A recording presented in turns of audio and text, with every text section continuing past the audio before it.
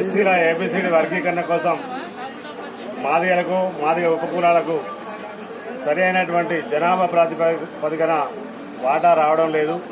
ఉమ్మడి రిజర్వేషన్ల వల్ల మాకు అన్యాయం జరుగుతుంది కాబట్టి వర్గీకరణ జరగాలని చెప్పి 1994లో గౌరవ శ్రీ మందకృష్ణ మాది గారు ప్రకాశం జిల్లా ఈదుమూడిలో మరి మాదిగదండ ఉద్యమాన్ని ప్రారంభించి మరి వర్గీకరణ లక్ష్యంగా నేను పార్టీలకు అతీతంగా అందరినీ కూడా ఏకతాటిపై తెచ్చి మరి వర్గీకరణ సాధిస్తున్నటువంటి ఏకైక లక్ష్యంతో గౌరవ మందకృష్ణ మాది గారు పోరాటం చేస్తున్న దానికి గుర్తింపుగా ఈరోజు నిన్ననే మరి కేంద్ర ప్రభుత్వం పద్మశ్రీ అవార్డు రావడం జరిగింది.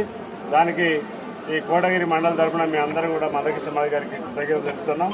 అదేవిధంగా ఏదేమైనా వర్గీకరణ జరగకుండా మాదిగ ఉపకులాలకు రాబోయే రోజుల్లో మరి వారికి వెలుగు ఉండదు.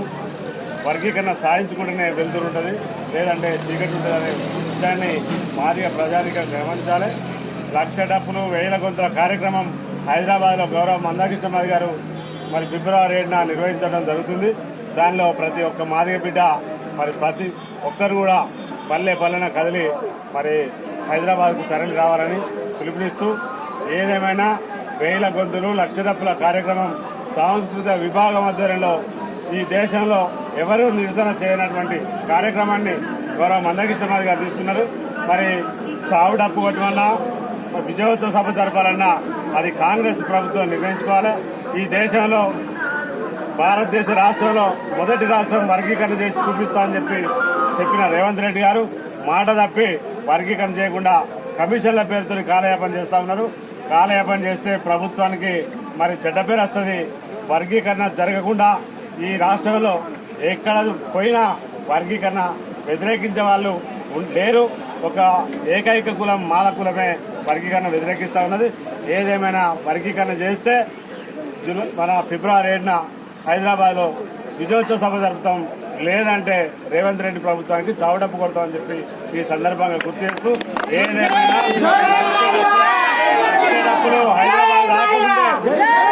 డప్పులు హైదరాబాద్ చేరకముందే రేవంత్ రెడ్డి ప్రభుత్వం కళ్ళు తెరిచి వర్గీకరణకు చట్టబద్ధ కల్పించాలని డిమాండ్ చేస్తున్నాం. మరి అప్పటి వరకు చేయకపోతే నీ ప్రభుత్వాన్ని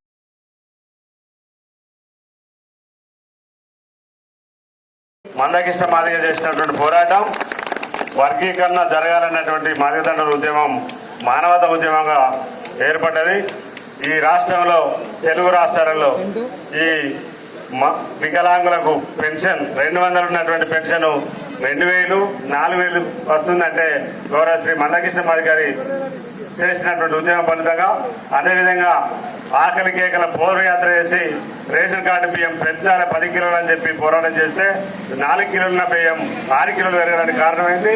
అదేవిధంగా వృద్ధులు వితంతులకు 200 ఉన్న పెన్షన్ 2000 ఇస్తున్నారంటే గౌరవ మందకృష్ణ మాది గారు చేసినటువంటి పోరాట ఫలితం అని చెప్పి సందర్భంగా గుర్తు చేస్తూ, ఈ సందర్భంగా వీటన్నిటిని పరిగణనలో తీసుకున్నటువంటి కేంద్ర ప్రభుత్వం మందకృష్ణ మాది గారు మరి దీనికి పద్మశ్రీ అవార్డుకు ఎంపిక కావడం జరిగిందని మేము భావిస్తా ఉన్నాం. ఏదేమైనా ఒక అణగారిన వర్గాల ముద్దుబిడ్డ గౌరవ మందకృష్ణ మాది గారికి పద్మశ్రీ అవార్డు రావడం అనేది మా జాతి గర్వంగా భావిస్తుందని చెప్పి సందర్భంగా